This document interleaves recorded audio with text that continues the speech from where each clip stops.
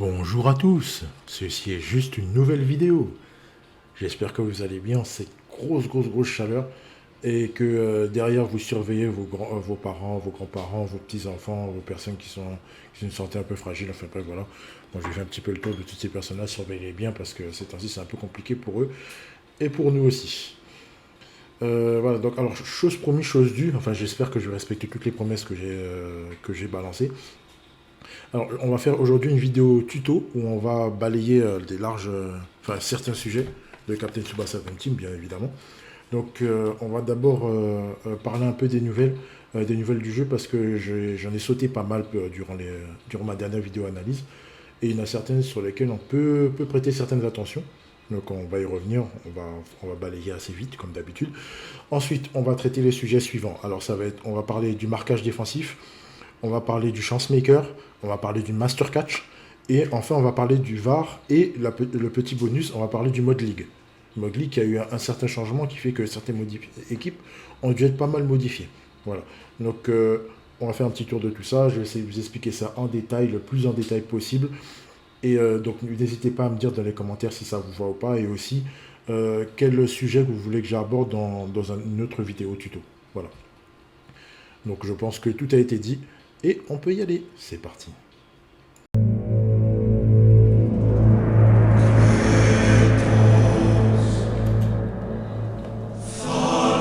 Allez, c'est parti. On va commencer par les news. Alors, j'ai trois choses à dire. Trois choses à dire. Le plus important, la première, qui va concerner le Battle Pass, donc Sano.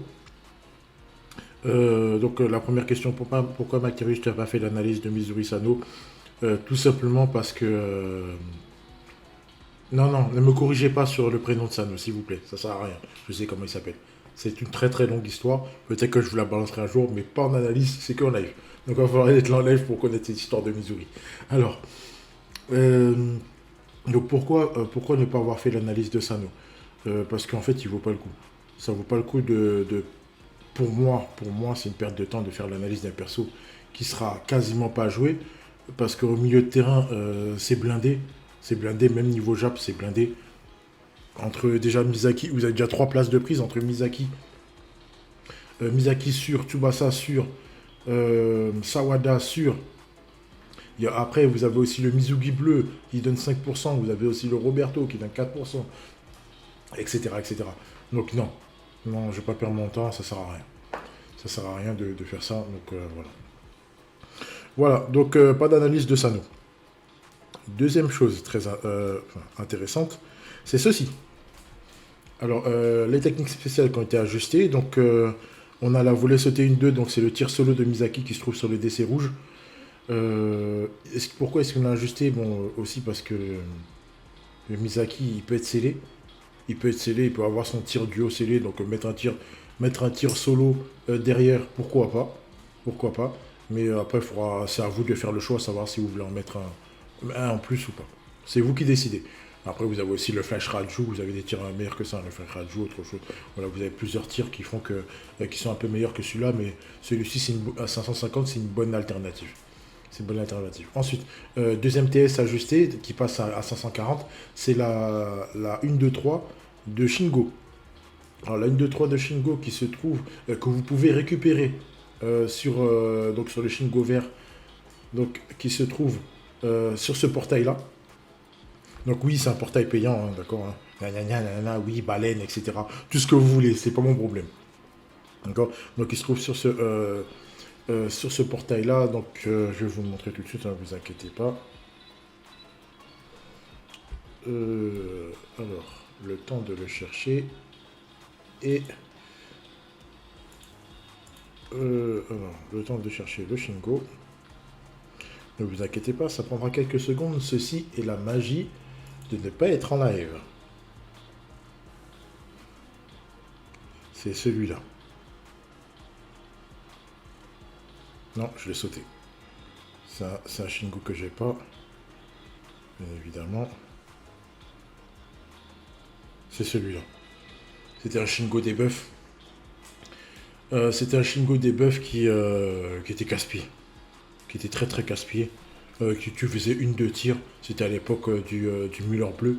Donc Muller bleu, il en prenait plein la face. Et c'est un tueur de tueur d'arrêt, je crois. Oui, c'est un tueur d'arrêt. Et c'est un tueur de non-jap aussi. Donc voilà, il s'amusait. C'était une plaie.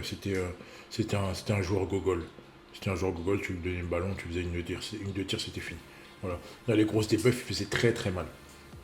Voilà. Donc vous pouvez avoir l'occasion de le récupérer. Donc est-ce que ça veut dire qu'on aura un nouveau Shingo? Je ne sais pas. Je ne sais pas du tout. Un Shingo plus offensif que celui qu'on a là. Donc ce ne sera pas un playmaker, ce sera peut-être un buteur. Donc on aura, ouais, est-ce qu'on aura un nouveau Shingo? Je sais pas. Est-ce que l'ombre chinoise qu'on a vu à côté de l'autre, est-ce que c'est Shingo? On ne sait pas. On ne sait pas. Donc voilà, c'est à voir. À voir. Donc à voir si on aura le retour d'un Shingo supplémentaire ou pas. Voilà.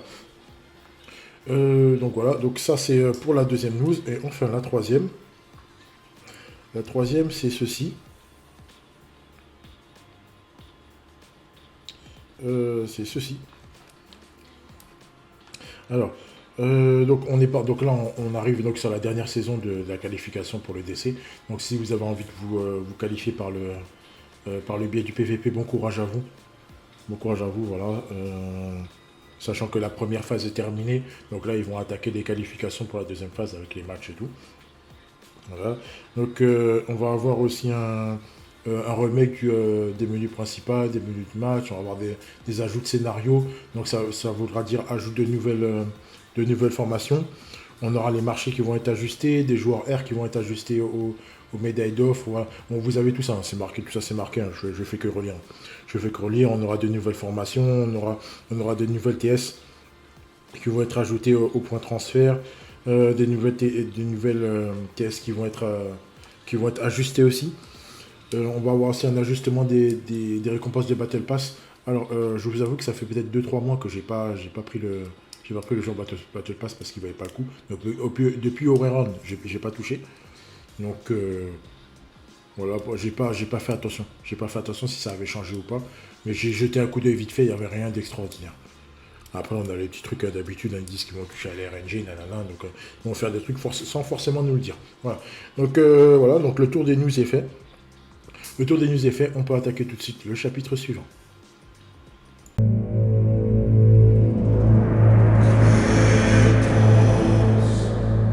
Allez, c'est parti. On va attaquer donc le premier sujet, le premier tutoriel. Il s'agit du marquage défensif. Alors, on va tout de suite passer sur l'écran des films. Ok. Donc, alors, comme d'habitude, hein, j'envoie le P et puis je vous explique au fur et à mesure avec des arrêts sur image. Ok, donc à l'engagement. Alors, là, c'est l'engagement de l'équipe adverse. Ok. C'est l'équipe adverse avec le ballon. Vous prêtez attention au cals qui est ici. Hein. Alors, le cals qui est allumé ici, alors ça veut dire que le marquage défensif est, quand il est en jaune, il est placé sur quelqu'un. Là, en l'occurrence, il est placé sur Ishizaki. Ne me demandez pas pourquoi. Alors, en général, automatiquement, il est ciblé sur le joueur le plus fort. Donc, il peut être ciblé donc, en général sur KHS, sur Tsubasa Rouge. Il peut être mis sur Rivaoul. Voilà, ça dépend. Ça dépend de vos joueurs. Mais en général, c'est sur ces trois-là.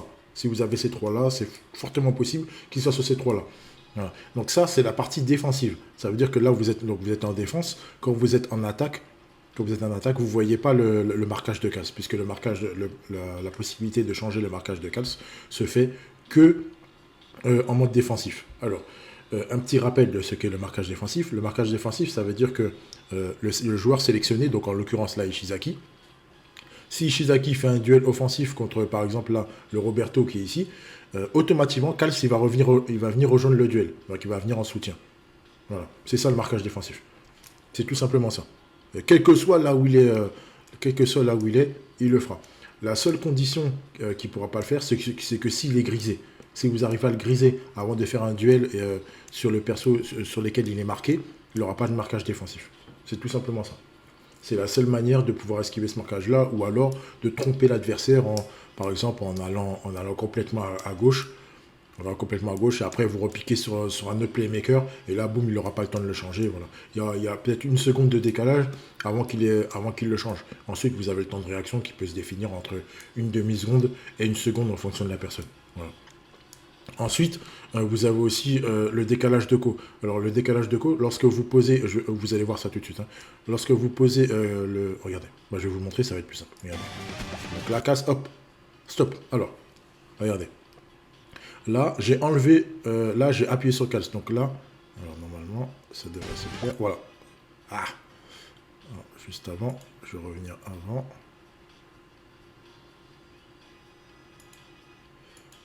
Juste avant, un petit peu avant, voilà. Alors, là, j'ai appuyé sur 4, donc là, il est vert. Ça veut dire, bon, là, on le voit vert, bien sûr. Et donc, il a toujours ces deux marquages défensifs, c'est 2 par mi-temps. 2 par mi-temps et par prolongation. Alors, par prolongation, attention, ça comprend les 2 prolongations. Ça ne veut pas dire qu'à chaque prolongation, il aura les 2. C'est faux. Il aura 2 sur les 2 périodes de prolongation. Ça veut dire que si vous cramez les 2 marquages défensifs sur la première période, sur la deuxième période de prolongation, il ne les aura pas. Voilà, tout simplement. Alors, donc là, j'ai appuyé dessus. En fait, pour pouvoir changer la personne, vous devez cliquer sur Cals. C'est pour ça qu'il faut être vif, hein, pour faire des trucs comme ça. Il faut cliquer sur Cals et après cliquer sur le joueur. Regardez. Donc là, j'ai cliqué sur Cals, il est passé en vert. Et hop, voilà. Là, j'ai cliqué sur Tsubasa. Ça va vite, hein. Ça va vite. Je vous le remonte pour que vous puissiez le voir. Voilà. Alors, là, on va revenir ici. Là, je clique sur Cals et hop, j'ai cliqué sur Tsubi. Voilà. J'ai cliqué sur Tsubi. Là, le plus intéressant, ça aurait été cliquer sur Raphaël, mais c'est juste pour l'exemple. Donc là, on passe vite fait. Donc là, il passe pas de problème. Donc on récupère le ballon parce que c'était obligé de jouer à ça. Alors, ok, on repart l'engagement. Ça va sur Shunko. Regardez, là, ça va être plus simple. Là, bon, et après, vous avez aussi les déplacements. Les déplacements, lorsque il se déplace un petit peu à gauche, à droite et tout, il faut bien cliquer dessus il faut être vif. Il faut être vif, surtout si vous avez des petits téléphones et que vous avez des gros doigts. C'est pas évident. C'est pas évident, mais c'est largement faisable. C'est largement faisable, il faut être bien concentré, ça se fait vite. Alors là, c'est Shunko qui a le ballon. Ok, mais on s'en fout. Voilà. Donc là, j'ai cliqué sur Cals. Donc là, le marquage revient sur lui. En fait, j'ai sélectionné Cals. Là, je sélectionne. En fait, si vous cliquez 2 fois sur Cals en le sélectionnant, le marquage défensif va s'enlever de l'origine. Donc là, c'était sur Tsubasa. Là, je l'ai passé sur Shunko. Ok. Donc je vais vous le remontrer que vous puissiez bien voir. Et après, je clique un peu n'importe où. Voilà, puisque là, il faut que j'enlève Schneider le temps de bien le faire. Voilà, hop, voilà, je l'ai passé sur Shunko. Voilà, hop, vous avez vu. Là, je l'ai passé sur Chester et ensuite, je l'ai remis sur Shunko. Voilà. C'est ça le marquage défensif, hein, d'accord. Donc vous avez la possibilité de le mettre sur n'importe quel joueur, sauf le gardien, bien entendu, parce que ça ne servira à rien en même temps. Vous avez la possibilité de le mettre sur n'importe quel joueur, et ensuite, donc Cals, il viendra s'ajouter au marquage défensif. Alors, le meilleur conseil que moi je peux donner, parce que, comme je vous ai dit, je suis pas un as du PVP, je m'étais merde bien, mais je ne suis pas un as du PVP. Lorsque vous jouez avec Cals sur un côté, par exemple, imaginons que vous le jouez par exemple à la place d'Ishizaki, la plupart du temps, les joueurs le mettent sur l'opposé. Sur l'opposé, comme ça, il va se téléporter là-bas. Ça ne sert à rien de le mettre sur le perso qui est en face de vous. Ça ne sert strictement à rien. Par exemple, là, le perso qui est là, c'est Tsubasa. Bon, là, je l'avais mis juste pour l'exemple, hein, bien sûr. Mais c'est pas conseillé de le mettre sur Tsubasa là. Sauf si vraiment vous jouez vraiment en full défensif, c'est-à-dire bien reculé, et que vous voulez récupérer le ballon rapidement. C'est pas très conseillé de le mettre dessus. La plupart du temps, c'est mieux de le mettre à l'opposé, sachant que Cals ne sera pas là-bas. Comme ça, vous attaquez le double duel, vous récupérez le ballon. Voilà. Ensuite, vous avez toujours aussi la possibilité de le mettre devant. Je ne vous dis pas de ne pas le faire. Mais disons que c'est pas mal de pouvoir se dire que de l'autre côté, s'il attaque de l'autre côté, il a un duel défensif, boum, vous le mettez. Après, c'est à vous de voir sur qui votre adversaire joue. S'il joue sur son perso offensif ou sur son playmaker, voilà, vous le mettez dessus. Et puis voilà, en général, ça va très vite. La plupart des joueurs, je dis même la plupart des joueurs, ils jouent à peu près sur 1-2 persos. Et après, ils lancent le jeu. Et après, ils attaquent. Mais vous avez aussi des joueurs qui jouent pas du tout sur les joueurs. C'est-à-dire qu'il y a beaucoup de variations. Ça joue aussi en passe blanche, donc c'est compliqué de mettre le barrage défensif. Donc il va falloir vous bouger vos joueurs suffisamment bien pour pouvoir provoquer le bon duel et mettre le marquage défensif. C'est compliqué, ça complique le PVP. C'est pour ça qu'il y a des mecs qui sont très très forts en PVP avec qui ça va très très vite. Et il y en a avec qui ça va pas trop vite. Donc les mecs avec qui ça va pas trop vite, vous avez le temps. Les autres, c'est plus compliqué.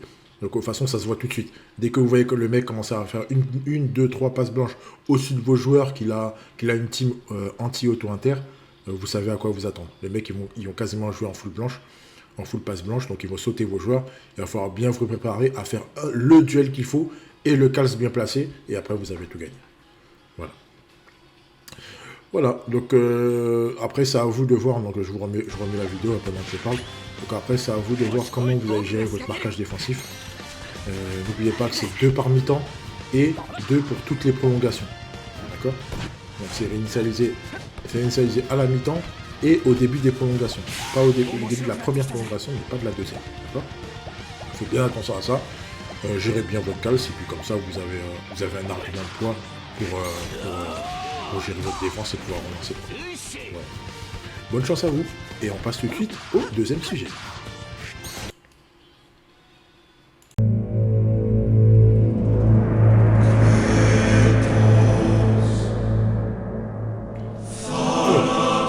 Deuxième tutoriel.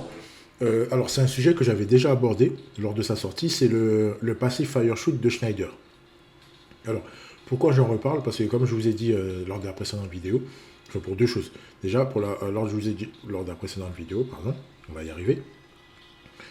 En fait, il y a eu un tips que j'ai eu que je ne savais absolument pas. Vous allez me dire oui, vous saviez déjà, mais moi en fait j'avais un peu mis ça de côté. Donc je me suis dit pourquoi pas en reparler, peut-être qu'il y en a aussi qui ne savaient pas, et puis voilà. Et aussi parce que comme ça, tout est condensé dans une seule vidéo et que vous n'avez pas à farfouiller pour savoir vous dire comment le passif il fonctionne, etc. Pour que vous puissiez vous y préparer et pas vous faire avoir. Allez, c'est parti, on y va. Alors, je ne vais pas tout vous montrer dans cette vidéo, il n'y a qu'une seule partie et l'autre, je vais vous l'expliquer vocalement. Alors, comme je vous l'avais déjà expliqué, en fait, le Fire Shoot de Schneider, il fonctionne comme ça. Alors, en fait, le Fire Shoot de Schneider va éclater tous les joueurs qui seront sur la trajectoire, sauf les joueurs qui ont le passif résistant. Il n'y a que eux qui ne seront pas écartés. Alors, petite particularité. Bon, déjà, on va vous montrer la première partie. Ok, donc voilà tous les joueurs qui ont la possibilité de se faire éclater. Ok, donc là, il y a l'accent sur les joueurs résistants. C'est parti.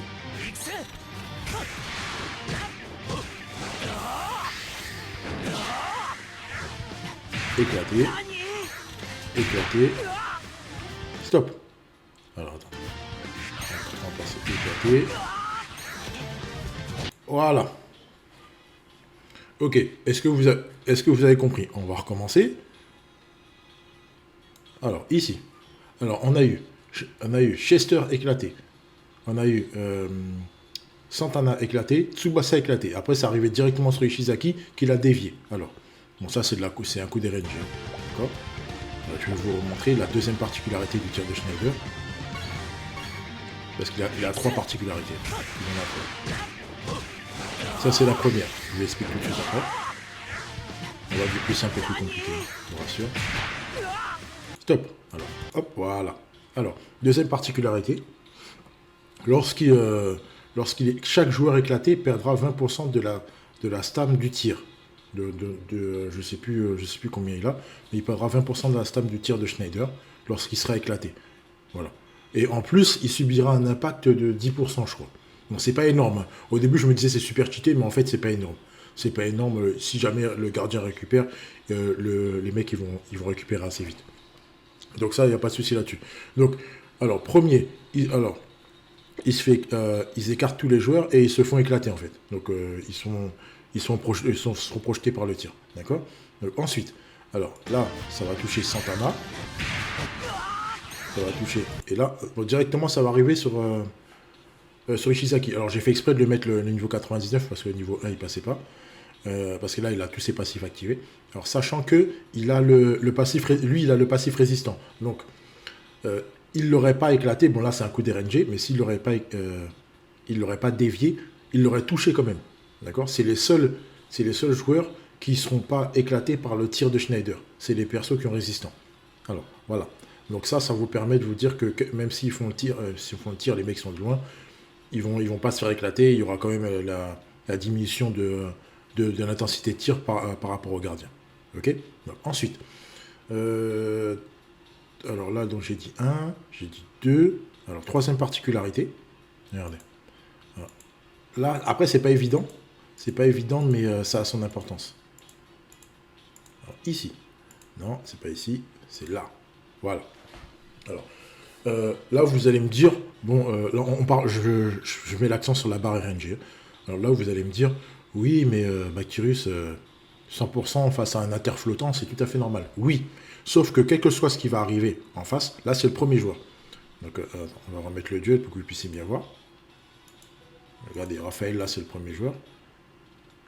Hop, premier duel, voilà. Raphaël, c'est le premier joueur. Alors, quelle que soit la TS que le premier joueur va faire, Schneider, s'il tire, j'ai bien dit s'il tire, il va automatiquement gagner le premier duel. Quelle que soit la TS que vous allez faire, il va automatiquement gagner le premier duel. Même si son contre, il a 100% de chance de récupérer le ballon en temps normal, Schneider va gagner le duel. Donc en fait, la barre de Schneider, au début, ce passif-là, il était buggé, il n'était pas activé. Donc on avait la possibilité de récupérer le ballon. Mais bon, après, ils l'ont corrigé, ça a été corrigé assez vite. Voilà. Et donc, ça donne ça. Pas de chance d'RNG. C'est du 100%. C'est comme le passif Easy Win du Victoire Assurée, pardon, du Misaki. D'un Misaki Dreamfest qui avait ce passif lors d'un full power. Si jamais vous avez un certain pourcentage, c'est Victoire Assurée. Voilà. Ben, là, c'est exactement ça. C'est quel que soit. Même si, par exemple, vous avez...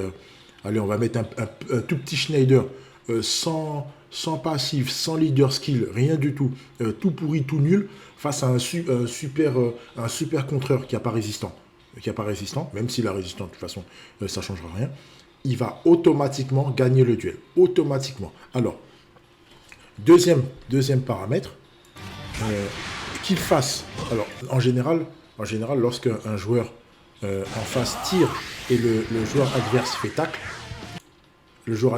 fait tacle. Alors le joueur, il va d'abord esquiver le tacle et après il va tirer. Vous voyez, et ben Schneider, avec son passif, ça fait pas ça. C'est tir automatiquement.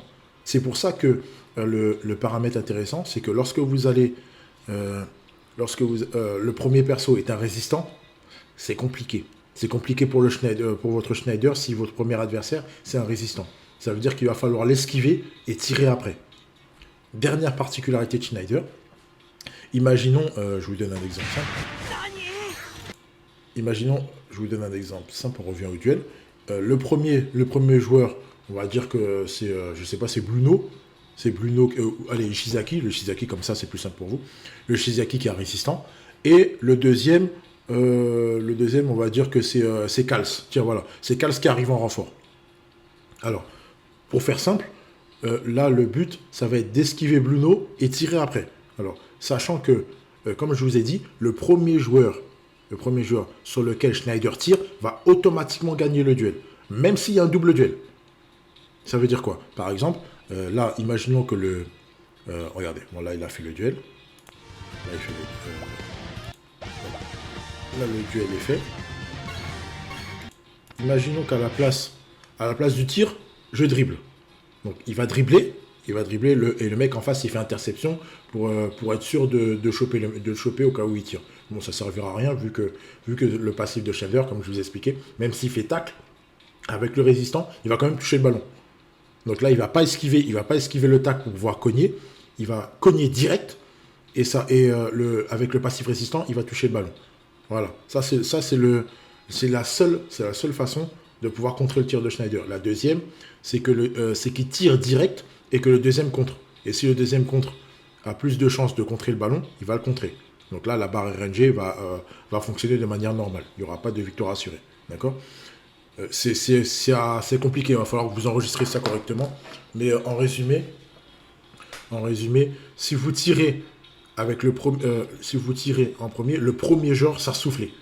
Il sera soufflé. Quel que soit ce qui se passe, il sera soufflé. Sauf s'il est résistant.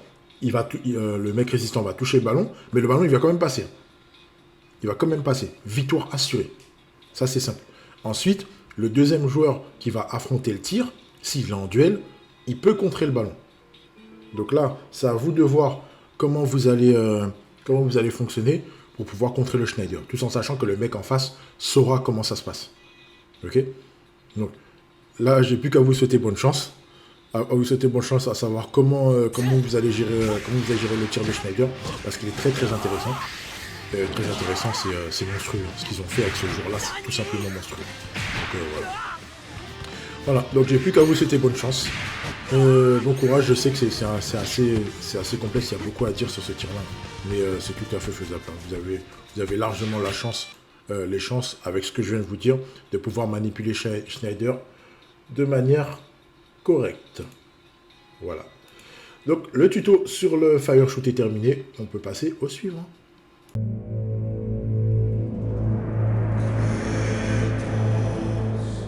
Alors, troisième tutoriel, on va parler du chance-maker. Alors, le chance-maker, je vais balayer rapidement et vous donner le maximum de tips que j'ai. Il y en a d'autres, hein, bien sûr, hein, mais je vous donne les plus simples. D'accord? Allez, on y va. Partie vidéo, c'est parti. Alors, la passe pour arriver sur Roberto, la chance-maker, c'est parti. Alors, déjà, vous avez l'icône du chance-maker ici pour dire que le passif est activé. D'accord? Donc vous l'avez tout le temps. Vous l'aurez tout le temps dès que le perso est en duel ou même en autopass dans la surface. Le chance-maker est activé. D'accord? Il n'y a pas de condition. Voilà. Hop. Alors, premier arrêt sur image. Vous voyez que... Alors j'ai sélectionné le joueur et en fait le rayon est automatiquement mis. Et automatiquement affiché, pardon. Vous pouvez déplacer le joueur dans toute la surface que vous voulez. Vous avez juste à le sélectionner et hop, vous le déplacez. Vous pouvez mettre là, reculer, avancer, tout ce que vous voulez. Et il suffit juste de sélectionner le joueur. Voilà, là je le fais avec Santana. Et pour pouvoir désélectionner, il faut faire cette manœuvre-là. Donc enlever et remettre la passe. Voilà, vous pouvez bouger K, vous pouvez jouer le joueur que vous voulez. Alors attention. Regardez. Bon, là je bouge Winak. Ici, là. Imaginons que vous avez envie de bouger Rivaul pour pouvoir le remettre dans le jeu et pouvoir tirer avec. C'est pas possible. C'est-à-dire que si vous reculez le Rivaul et vous lui donnez le ballon, il sera considéré comme hors-jeu, puisqu'il était hors-jeu au début de l'action. D'accord? Donc ce qui se fait dans le football. Donc là c'est mort. Là vous pourrez pas genre le remettre dans le jeu et lui donner le ballon directement. Il va falloir tricher, ça veut dire tricher. C'est pas de la triche. C'est-à-dire que en fait là ça va être montré tout de suite. Donc là je refais le truc. Avec la TS par exemple je bouge Minak. Là et là. Ici, par exemple, là, je bouge les trucs et je donne le ballon à casse. Donc vous avez vu. Donc juste là l'icône. Donc là par exemple, j'aurais pu, si je voulais absolument tirer avec Rivaul, je remets Rivaul dans le jeu et je donne le ballon à Kals. Et après Kals donne à Rivaul qui peut tirer. Voilà. Ça c'est une manière de remettre les joueurs dans le jeu. Vous pouvez aussi feinter de cette même manière-là. Vous pouvez feinter en faisant bouger un joueur et en donnant un autre. D'accord? Bon, elle marche pas tout le temps cette feinte, hein, mais bon, c'est une feinte qui peut être efficace. Si vous, en voulant construire, vous pouvez passer par cette feinte-là et puis après redonner. Enfin voilà, vous avez une possibilité infinie de manière de jouer. Et le chance-maker en rajoute beaucoup plus. Voilà, donc j'ai pas plus de choses à dire sur ça. Hein. C'est un passif qui est quand même extraordinaire. Plus allié à la hotline, là vous avez la possibilité de marquer très facilement. À partir du moment que le joueur a chance-maker plus la hotline. C'est pour ça que la plupart des mecs qui jouent avec Kals, ils le mettent assez souvent sur les persos qui ont chance-maker. Donc il va falloir que vous fassiez attention à ça aussi si vous êtes en période offensive. En période offensive, non, c'est pas en période offensive. En offensif, pardon, si vous êtes en attaque. Et que vous voulez faire Roberto sur l'attaquant pour pouvoir marquer. S'il y a casse de l'autre côté, il y a fort probabilité, le mec il se dit ouais, il va donner à Roberto, et puis voilà. Roberto cibler un joueur plot, et hop c'est parti. Comme ça vous avez Kals, et là c'est annulé, il va falloir jouer autrement. Voilà.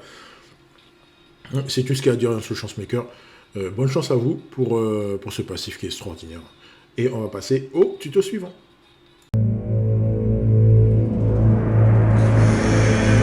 Master Catch. Alors, tuto numéro 4. Nous allons parler du Master Catch. Alors là, ça va être intéressant parce que là, bon, la transition est bonne. Ça vous permettra de pouvoir basculer sur l'autre tuto juste après. Ok. Alors, le Master Catch, c'est quoi?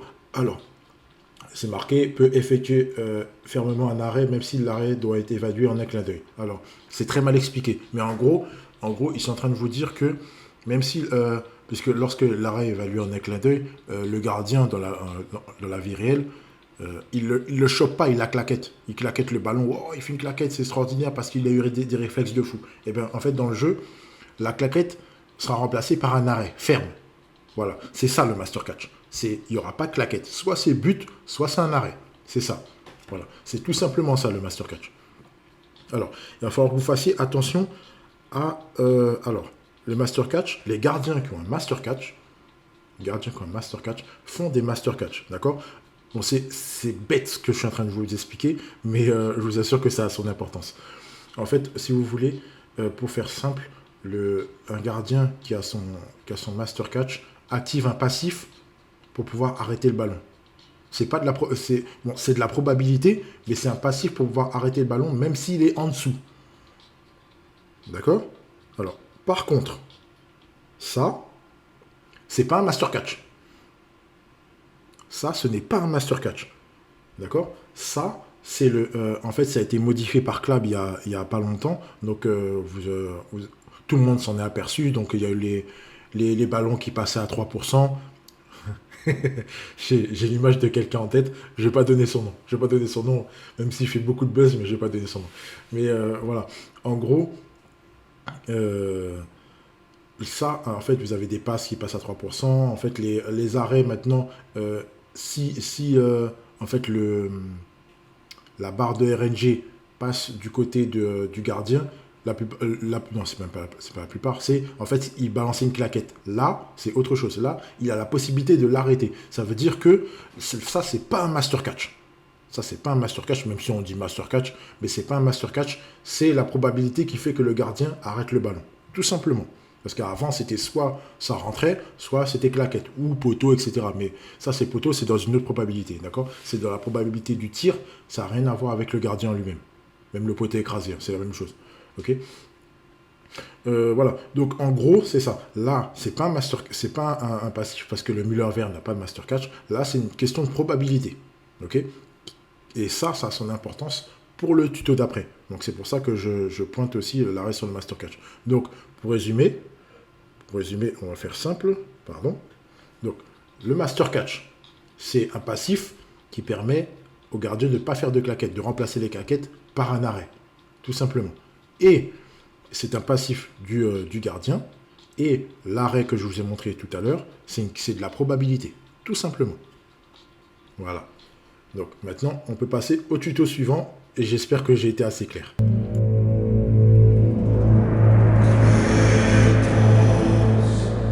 Alors, ensuite pour cinquième sujet, ou sixième, je ne sais plus, j'ai perdu le compte. Alors, on va parler du VAR. Alors, le VAR. Le VAR qui a été introduit donc, dans les dernières mises à jour. Donc là, on est en phase de test.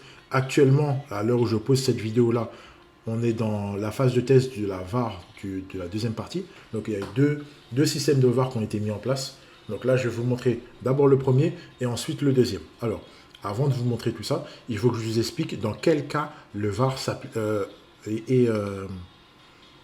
est déclenché. Dans quel cas le VAR est déclenché. Alors, le VAR est déclenché dans deux cas. Soit lorsque le buteur marque en étant en dessous, soit quand le gardien l'arrête en étant en dessous. D'accord? Alors, numéro 1, les claquettes, ça ne marche pas.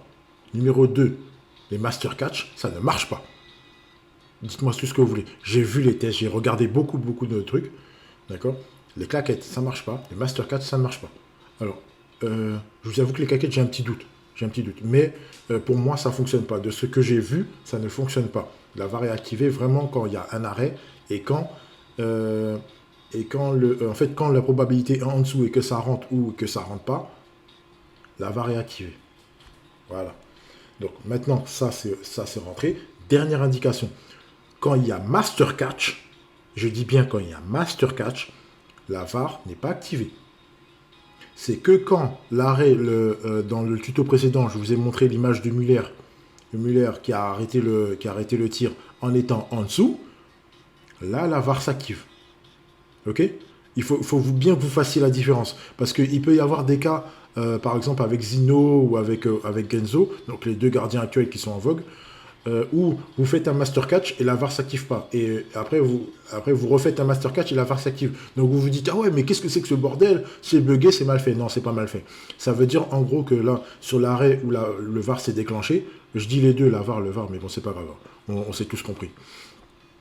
En fait, là où il a fait l'arrêt, c'est pas un master catch, c'est la probabilité qui est rentrée en compte. Vous voyez, c'est la différence, elle se voit pas du tout. Mais en fait, c'est ça qui est activé, tout simplement. C'est juste ça qu'il faut vous dire. Voilà.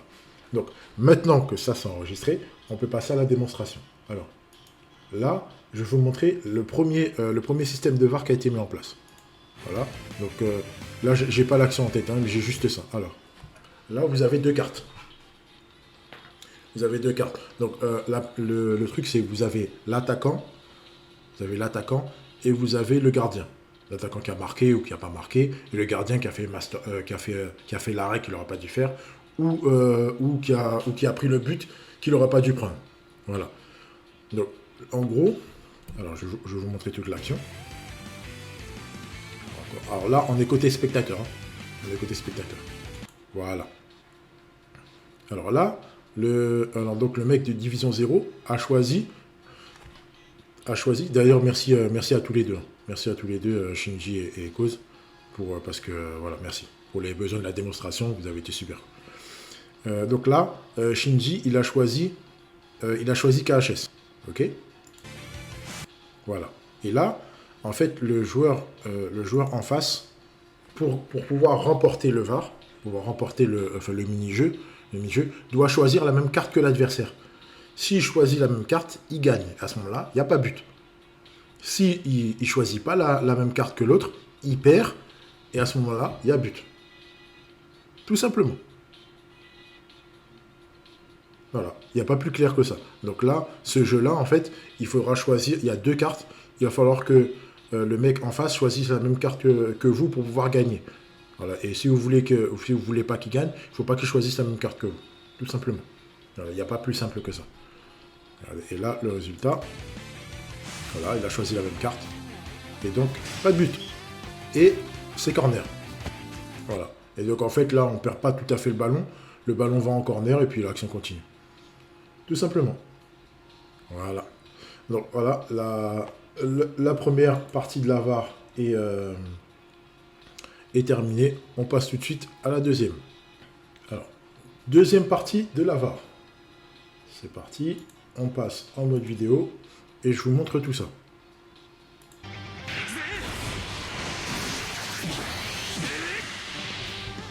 Ok. Comme ça, vous avez là vous avez tout. D'accord. Et merci à Echoes encore une fois. Donc là, on voit que Ryoma est en dessous. Et que, boum, ça rentre. Donc là, pause. Le joueur n'était pas censé marquer et c'est quand même rentré. Qu'est-ce qui se passe? Le VAR. Là, ils disent la VAR, mais on dit le VAR. Bref. Alors là, c'est la deuxième partie. Ok. Voilà. Alors ça, c'est ce que moi je voyais. D'accord? C'est ce que moi je voyais. Donc en tant que joueur, vous voyez ça. Donc en tant que spectateur, vous verrez pas grand-chose. Vous verrez pas grand-chose, donc il n'y aura pas de possibilité de tricher. Et voilà, comme ça, c'est simple. La personne ne pourra pas tricher. Il ne pourra pas dire « Ah oui, mais il a choisi ça, donc tu peux choisir ça. » D'accord? Ok. Donc là, en fait, vous avez 10 cartes. Vous avez 10 cartes. Et dans les 10 cartes, il y a trois cartes où on a la possibilité de gagner le mini-jeu. Et donc cette carte où on perd. Alors, si vous sélectionnez la bonne carte, vous gagnez. Une des cartes, vous gagnez. Si vous ne sélectionnez pas la bonne carte, vous perdez. Ça veut dire que le joueur en face n'intervient pas. Pas comme le premier mini-jeu où le joueur choisissait l'autre carte, donc vous devez choisir la même carte, etc. Là, vous avez sur 10, vous avez 33% de chance de tomber sur la bonne carte. J'espère que ma probabilité est bonne. Désolé mon prof de maths, mais là, bon, c'est pas grave. Et vous avez un certain pourcentage. Sur la première partie de la VAR, vous avez 50% de chance de vous planter. Là, il y a plus de probabilités, mais l'autre joueur n'intervient pas. Donc après, c'est à vous de voir lequel que vous préférez. Donc allez, je laisse la fin de la vidéo que vous puissiez voir. Voilà. Là, je choisis. Ok, et tout de suite là, un petit peu de temps. Voilà. Donc là, si je voulais gagner le jeu, il aurait fallu que je sélectionne soit le 1, soit le 4, ou soit le 9. Si j'aurais sélectionné un des trois, j'aurais gagné. Bon, là, c'est marqué mini-jeu perdu. Donc là, j'ai perdu. Là, et hop, on part en corner. Alors, donc là, je vais vous montrer autre chose. Voilà, c'est toujours la VAR. Voilà. Regardez bien là où je clique. Voilà, vous avez vu ou pas? On recommence. Voilà. Alors, il faudra faire attention à là où vous cliquez. Là où vous cliquez. Vous pouvez cliquer qu'une seule fois. Il n'y aura pas genre, ouais, vous cliquez, après vous validez. Non, vous cliquez une fois. Si vous vous trompez, c'est mort. Après, en général, on ne sait jamais où sont les cartes de victoire. Après, peut-être que si Club a mal fait son truc, ça veut dire qu'on saura toujours à peu près où sont les cartes. Voilà, ça, on ne sait jamais. Pour le moment, j'ai pas cette info-là. Mais faites attention, vous pouvez cliquer qu'une seule fois. Genre, pas cliquer sur 2. Ah merde, je me suis trompé, je voulais prendre 3. C'est mort. Une fois. Et en face, il peut cliquer sur rien du tout. Tout simplement. Donc là, voilà, vous voyez, j'ai essayé de cliquer sur 9, sur 4. Pas possible. Et j'ai encore perdu. Voilà, tout simplement. Et donc le ballon part en corner. Je garde le ballon, mais le ballon part en corner et il n'y a pas but. Voilà. Voilà, donc, alors pourquoi est-ce que je vous ai montré le principe des deux VAR? Parce que vous pouvez le voir très facilement en match amical ou en match de groupe. En fait, c'est pour que vous puissiez avoir les deux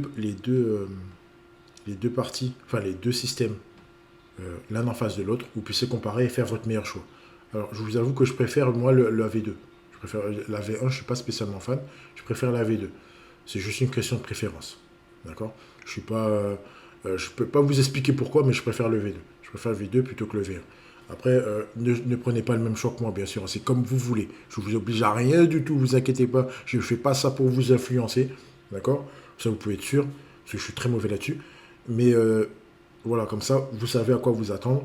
Faites le meilleur choix qui vous semble le plus judicieux et pour qu'on puisse après continuer. Voilà. Voilà, donc le système de VAR est terminé et nous pouvons passer au dernier tutoriel de cette vidéo.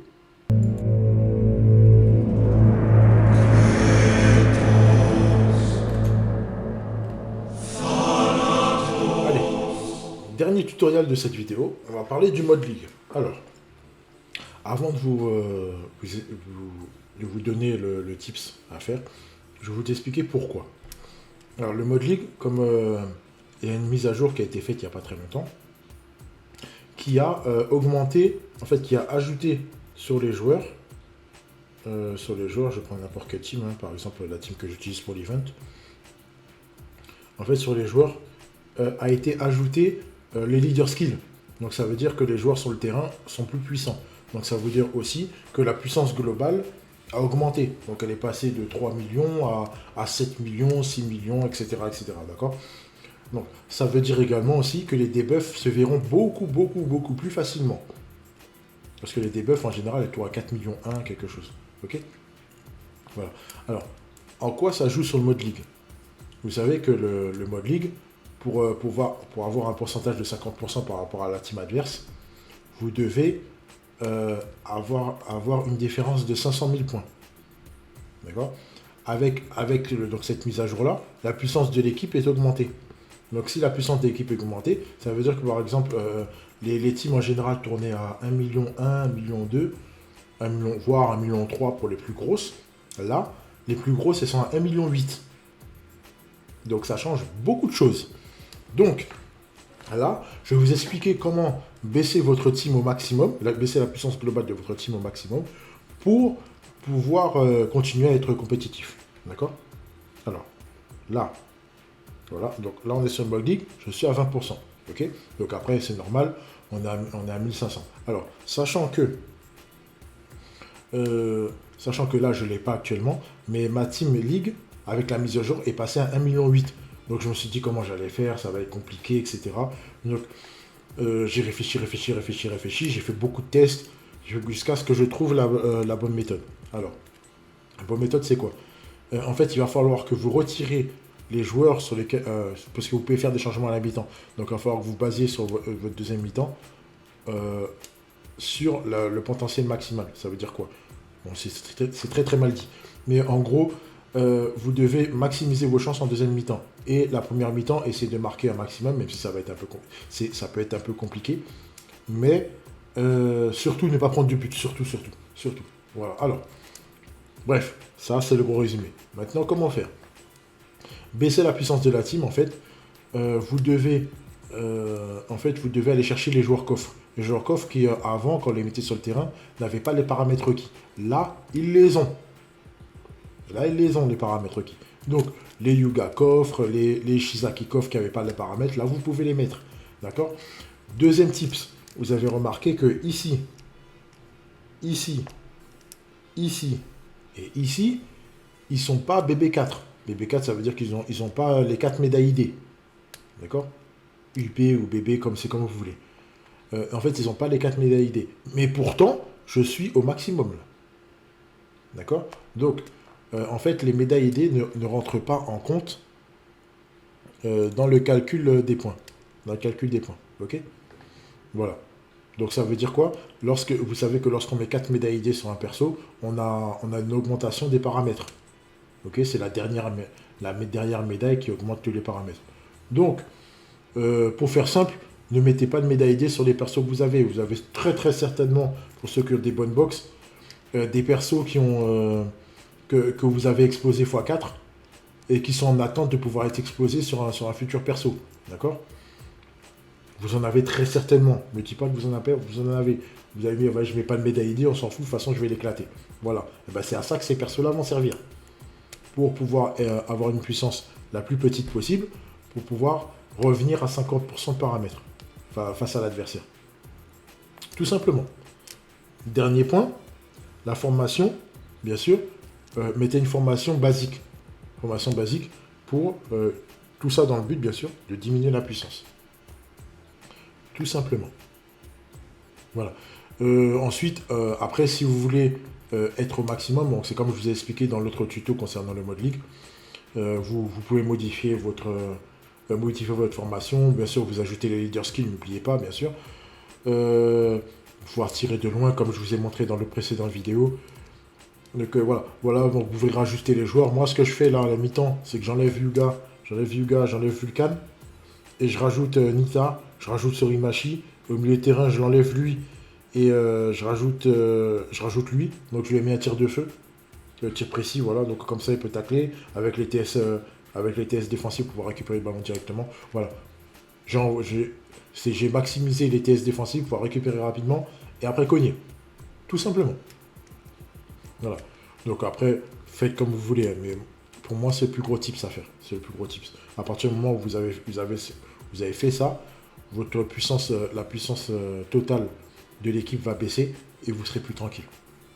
Tout simplement. Et aussi, bien sûr, vous changez la formation pour avoir un maximum de chance et un maximum de puissance.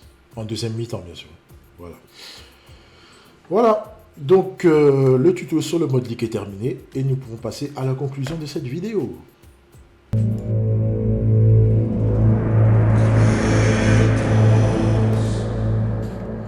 Voilà, donc on arrive à la conclusion de cette vidéo. J'espère que ça vous a plu. J'espère que ça va pouvoir vous aider dans le chemin long et obscur de Capitaine Tsubasa Dream Team. Non, je rigole. Mais voilà, bon, j'espère honnêtement que ça va vous aider. N'hésitez pas à me faire toutes les remarques qui pourraient être constructives. Notamment sur les différents tutos. D'accord? Donc si ça vous va, si ça vous intéresse, si ça vous intéresse pas, bon, vous passez à autre chose. Hein. Vous zappez la vidéo et tant pis, hein, c'est pas grave. Mettez-moi en commentaire aussi si vous voulez que je fasse des tutos sur d'autres trucs. Alors, c'est vrai que je vous avais promis la Team Shield. Alors, la Team Shield, en fait, je vais faire très simple. La meilleure team de Shield pour contrer les debuffs, il va falloir que vous jouez Japon. Vous n'avez pas le choix, il va falloir jouer japonais. Japonais avec Genzo qui a 10%, 10% pour lui-même. Soga qui a le shield pour les asiatiques. Vous avez Mizugi qui a 10% pour lui-même. Voilà, c'est les principales. Il y en a un autre aussi, je me souviens plus qui est-ce qu'il a. Voilà, la plupart des shields sont dirigés vers la team Jap. Donc pour pouvoir contrer les debuffs, les grosses debuffs, il va falloir vous jouer Jap, il n'y a pas le choix. Pour le moment, j'ai bien dit pour le moment. Après, ça peut être ajusté au fur et à mesure. Ok. Voilà. Ça, c'était pour la partie shield. Donc ensuite, donc pour en terminer donc avec la vidéo, donc n'hésitez pas à me dire donc si ça vous a plu, si vous avez aimé. Dites-moi aussi quel autre tutoriel vous aurez voulu que je fasse. Je le ferai pas tout de suite, pas dans l'immédiat, parce que je vais reprendre mes grosses semaines d'occupation à partir de la semaine prochaine. Donc ça va être compliqué pour moi de pouvoir caser un moment pour pouvoir faire une vidéo ou quoi que ce soit. D'autant plus qu'il y aura fortement des vidéos analyses à faire. Donc il va falloir que je fasse aussi. Et j'aurai pas trop le temps de faire les vidéos tuto. Mais vous inquiétez pas, c'est pas parce que je vous dis que j'ai pas le temps que je le ferai pas. Ok. Donc voilà, donc merci à vous d'avoir suivi cette vidéo, tout en sachant que je vais très certainement devoir revenir sur le déclenchement du VAR, parce que j'ai une grosse probabilité que ce que j'ai dit est vrai, mais après on n'est jamais sûr à 100%. On n'est jamais sûr à 100%, notamment au niveau des claquettes. Il y aura aussi les gardiens qui punch, à savoir si est-ce qu'il punch en dessous, est-ce que le VAR va être activé ou pas. Là ça va être autre chose. Donc il y aura très certainement des mises à jour dans le jeu, hein, pas au niveau du système du jeu, mais par rapport au puncher. Donc en fait il y aura très certainement un ajout à faire.